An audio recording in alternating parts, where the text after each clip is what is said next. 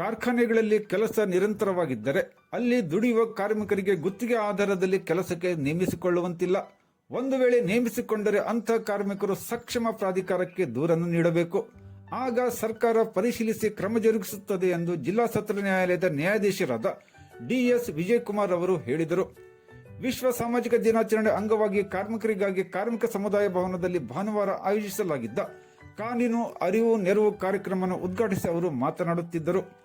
1970ರಲ್ಲಿಯೇ ಕೇಂದ್ರ ಸರ್ಕಾರ ಈ ಕಾರ್ಮಿಕ ಕಾನೂನನ್ನು ಜಾರಿಗೆ ತಂದಿದೆ.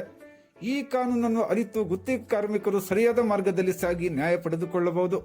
ಹಾಗೆ ಕೆಲಸ ನಿರಂತರವಾಗಿರದ ಸ್ಥಳಗಳಲ್ಲಿ ಗುತ್ತಿಗೆ ಕಾರ್ಮಿಕರನ್ನು ನೇಮಿಸಿಕೊಳ್ಳಲು ಕಾರ್ಮಿಕ ಕಾನೂನಿನಲ್ಲಿ ಅವಕಾಶ ನೀಡಲಾಗಿದೆ ಎಂದರು.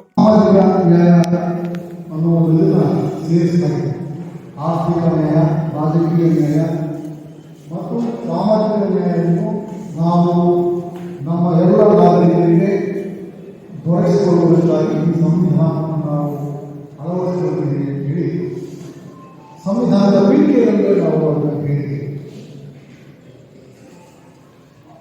ನಾವು ಹಲವು ಬಾರಿ ಈ ಸಾಮಾಜಿಕ ನ್ಯಾಯ ಅನ್ನೋ ಪದವನ್ನು ಪೀಠಿಕೆಯಲ್ಲಿ ಸೇರಿಸಿಕೊಂಡೇ ಅದರ ಅವಶ್ಯಕತೆ ಒಂದು ಚರ್ಚೆ ಮಾಡುವುದು ಸಹ ನಾವು ಕೇಳಿದ್ದೇವೆ.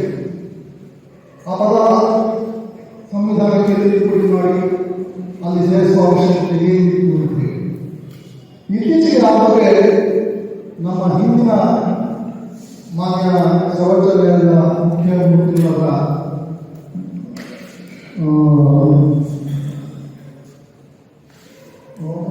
ಮುಖ್ಯ ನ್ಯಾಯಮೂರ್ತಿಗಳು ಈ ಬಗ್ಗೆ ಹೇಳಿದ ಸಾಮಾಜಿಕ ನ್ಯಾಯ ಎಂಬ ಪದವನ್ನು ಪೀಠಿಕೆಯಲ್ಲಿ ಸೇರಿಸಿದ ಸಹ ನಮ್ಮ ಸಂವಿಧಾನದಲ್ಲಿಯೇ ಎಲ್ಲ ಕಡೆ ಆ ಸಾಮಾಜಿಕ ನ್ಯಾಯ ಅನ್ನೋ ಒಂದು ವಿಷಯವನ್ನು ಆಧಾರ ಮಾಡಿಕೊಂಡು ರಚಿಸಲಾಗಿದೆ. ಹಾಗಾಗಿ ಪೀಠಿಕೆಯಲ್ಲಿ ಸಾಮಾಜಿಕ ನ್ಯಾಯ ಅನ್ನೋ ಪದವನ್ನು ತಿದ್ದುಪಡಿ ಮಾಡಿ ಸೇರಿಸದೆ ಹೋದರೂ ನಮ್ಮ ಸಂವಿಧಾನದಲ್ಲಿ ಈ ಸಾಮಾಜಿಕ ನ್ಯಾಯ ಅನ್ನೋ ಒಂದು ಮುಖ್ಯ ಭಾಗ ಆಗಿದೆ ಅಂತ ಹೇಳಿ ಒಂದು ಸ್ಪಷ್ಟನೆ.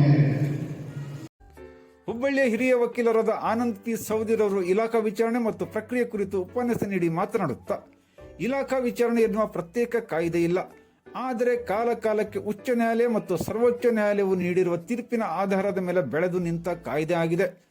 ಆದರೆ ಕಾರ್ಮಿಕ ಇಲಾಖಾ ವಿಚಾರಣಾ ಕ್ರಿಯೆ ಕಾಟಾಚಾರದ ವಿಷಯವಾಗಿಲ್ಲ. ಇದು ನಿಯಮಬದ್ಧವಾಗಿದ್ದು ಪ್ರತಿಯೊಬ್ಬ ಕಾರ್ಮಿಕರಿಗೆ ಸಮನಾದ ಅವಕಾಶಗಳನ್ನು ಕೊಟ್ಟಿದೆ.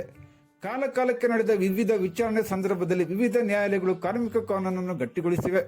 ಹಾಗೆ ಕಾರ್ಮಿಕರು ತಮಗೆ ಅನ್ಯಾಯವಾದಾಗ ಸಲ್ಲಿಸುವ ದೋಷಾರೋಪಣಾ ಪಟ್ಟಿಯು ಸಮರ್ಪಕವಾಗಿರಬೇಕು. ಇದು ಸರಿ ಇರಲೇಬೇಕು. ಸರಿ ಇಲ್ಲದಿದ್ದರೆ ದೂರು ಸಲ್ಲಿಸಿದ ಕಾರ್ಮಿಕರಿಗೆ ನ್ಯಾಯ ಸಿಗಲಾರದು ಎಂದರು.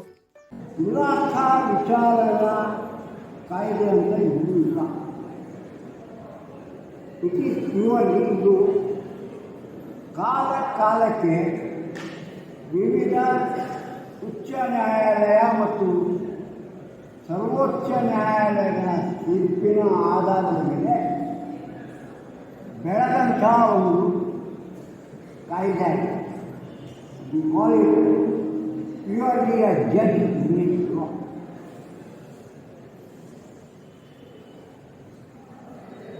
ವಿವಿಧ ನ್ಯಾಯಾಲಯಗಳು ಟೈಮ್ ಆ್ಯಂಡ್ ಅಗೇನ್ ಈ ಇಲಾಖಾ ವಿಚಾರಣಾ ಕ್ರಿಯೆ ಒಂದು ಕಾಟಾಚಾರದ ವಿಷಯ ಅಲ್ಲ. Not elected formality. ಇದು ನಿಯಮಬದ್ಧವಾಗಿ ಪ್ರತಿಯೊಬ್ಬ ಕಾರ್ಮಿಕನಿಗೆ ಸಾಕಷ್ಟು ಅವಕಾಶಗಳನ್ನು ನೀಡಿ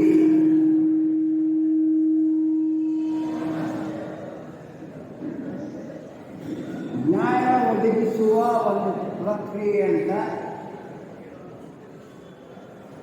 ಉಚ್ಚ ನ್ಯಾಯಾಲಯಗಳು ಮತ್ತು ಸರ್ವೋಚ್ಚ ನ್ಯಾಯಾಲಯ ಕಾಯ್ದಿರಿಸಿದ್ದಾರೆ.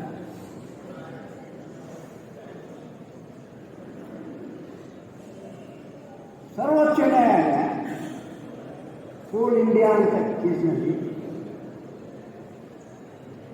ಹೇಳ್ತಾರೆ, ದೇರ್ ಇಸ್ ನೋ ಡಿಸ್ಪ್ಯೂಟ್, ಇದರಲ್ಲಿ ಜಗಳ ಇಲ್ಲ. ಸ್ಟಾರ್ಟ್ ಆಗುವುದು ಚಾರ್ಜ್ ಶೀಟ್ ನೀಡುವುದರೊಂದಿಗೆ ಮುಗಿಯೋದು ಪನಿಷ್ಮೆಂಟ್ನೊಂದಿಗೆ. ಈ ಪ್ರಕ್ರಿಯೆಯಲ್ಲಿ ನೀಡಿದ ಚಾರ್ಜ್ ಶೀಟ್ ಆಪಾದನ ಪಟ್ಟಿ ಯಾವುದೇ ಕಾರಣಕ್ಕೂ ಡಿಫೆಕ್ಟಿವ್ ಅಂತ ಕಂಡುಬಂದರೆ ಅದರ ಮುಂದಿನ ಎಲ್ಲ ಪ್ರಕ್ರಿಯೆಗಳು ನೆಲ ಕಚ್ಚಲೇಬೇಕು ಅಂತ ಸುಪ್ರೀಂ ಕೋರ್ಟ್. ಹುಬ್ಬಳ್ಳಿಯ ಇನ್ನೋರ್ವ ಹಿರಿಯ ಮಹಿಳಾ ವಕೀಲರಾದ ಕಲ್ಪನಾ ಮಡಿವಾಳ್ ಮತ್ತು ದಾಂಡೇಲಿಯ ಹಿರಿಯ ವಕೀಲರಾದ MC ಹೆಗಡೆ ಅವರುಗಳು ಕೂಡ ವಿವಿಧ ಕಾರ್ಮಿಕ ಕಾನೂನುಗಳ ಕುರಿತು ಉಪನ್ಯಾಸ ನೀಡಿದರು. ಯಲ್ಲಾಪುರದ ಉಪವಿಭಾಗದ ಕಾರ್ಮಿಕ ಅಧಿಕಾರಿ ವೀಣಾ ಮಾಸ್ತಿ ಕಾರ್ಯಕ್ರಮದ ಅಧ್ಯಕ್ಷತೆ ವಹಿಸಿ ಮಾತನಾಡಿದರು.